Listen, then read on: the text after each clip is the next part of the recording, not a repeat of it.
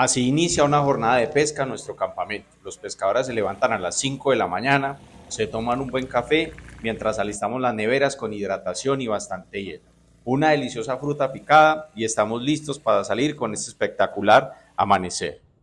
5:45 am ya estamos listos para iniciar la jornada Un de buen pesca. pavón. Cada lancha se desplaza a una laguna diferente para empezar su día de pesca.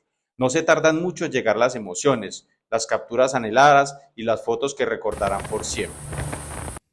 Ya en el campamento, justo cuando empieza el atardecer, nos preparamos para recibirlos con una comida típica de la región, un delicioso asado llanero, una buena fogata y comienzan a llegar las historias que solo sabemos contar los pescadores.